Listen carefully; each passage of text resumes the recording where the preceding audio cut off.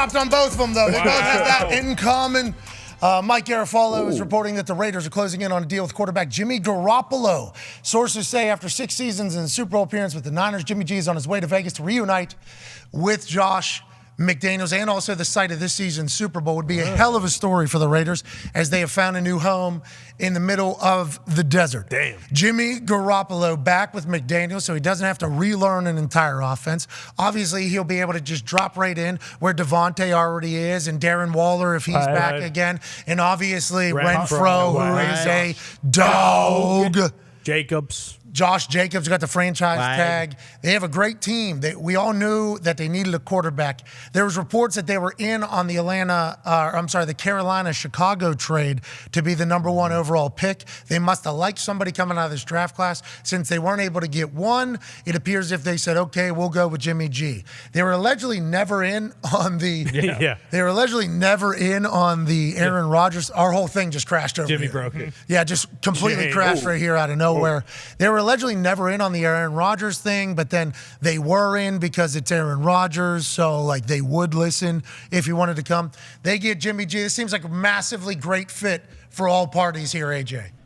It does, but for the Raiders, I want to see what the deal looks like. Do they still draft a guy? What do they do? Yeah. Do they look at him? Is he the long-term option? Like 2-year gap? What is he?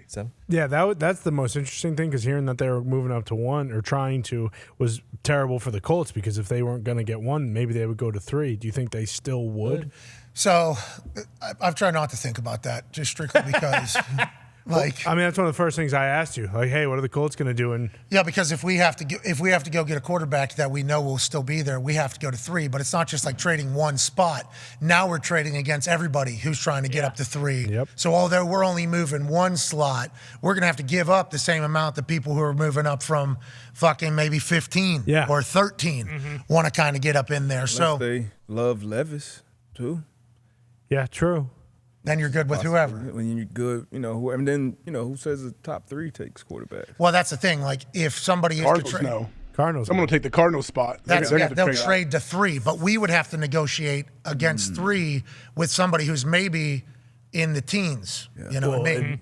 It's that one team we were just talking about that, the Titans. They have guys they're trading. They might love somebody to start their new era with Carthon. Like, that's a simple little. What if the Panthers what if the Texans only like one guy and the Panthers take that guy and then the Texans stick with Dougie Mills? Yeah. I do like the fact that Chris Ballard could be in a situation that Tom Telesco was in a couple years back. Yeah. When Tua and Justin Herbert were going to be available for the Dolphins at 5, Chargers at 6. Everybody knew the Dolphins were going to go quarterback. Nobody knew which quarterback they were going to go with. Yeah. Tannenbaum was on television with a noted relationship with the Dolphins and Dolphins ownership. And he said, if you take Tua top 5, you're being, I forget the way he described it, but like reckless almost because of his injury history at college and everything like that. So we were all like, okay, so that means Herbert's going to the Dolphins, just because we thought he wouldn't be given that take unless he had some information for it all. So I think Telesco was in an interesting spot, not because of that take, but he was like alongside us, not knowing what was going to happen. He told us, whatever the Dolphins did, we're good with. If they took Herbert, we'll take Tua. They take Tua, we take Herbert. You're saying Ballard might be in a position like, whatever they do, we're cool. Hey, might be, but Tua and Herbert, they were, in my opinion, much, much better prospects than Levis and Richardson. But going back to Jimmy G signing, I love that deal for the Raiders as well. He just got to stay healthy. That's the biggest thing for him. Comp update for Jimmy G being a brand new Raider. The Raiders are giving former 49ers quarterback Jimmy Garoppolo a 3-year, $67.5 million deal, including $34 million guaranteed per source. Congratulations, Jimmy G, getting another $34 million. They win, which is what Jimmy G does. That goes up to $67.5 million. That's a lot of money to Jimmy G. Congratulations to him. Remember, he was obviously with the Patriots, backed up to Tom Brady. Then he gets traded to the Niners, and as soon as he gets there, they win. That's all they do. They were a bad, bad football team. Jimmy G gets there middle of the season, late end of the season. They just win, just all the way out. Then the next year, they win, go to the Super Bowl. Misses one throw. Emmanuel Sanders. One throw. So close. Then it leads to speculation. Is this the quarterback of the future, this guy? Maybe that's why he was the backup. That literally starts happening, even though all he did was win whenever he was playing quarterback for the San Francisco 49ers. He gets hurt a couple different times. They stink whenever he's hurt. The Niners decide to seemingly move on and trade all the way up to get Trey Lance. Trey Lance situation becomes what it is, where he gets hurt. They bring Jimmy G back now. He's back home with McDaniels, getting potentially $67.5 million if they win probably 5 straight Super Bowls or 3 straight Super Bowls or whatever. But I'm happy for Jimmy G. This is a good ending for him. And I hate the fact that you have a conversation with a team that maybe needed a quarterback like a week ago. You go, Jimmy G could be great. Jimmy G, what? They think he stinks. And I guess, like, if you look at his numbers, there's a valid argument for that whenever you compare it to everybody else. What is it about him that just makes him win all the time? I like winners, and that's what he does. Why is he good, and what do you think this is for him and the Raiders long term?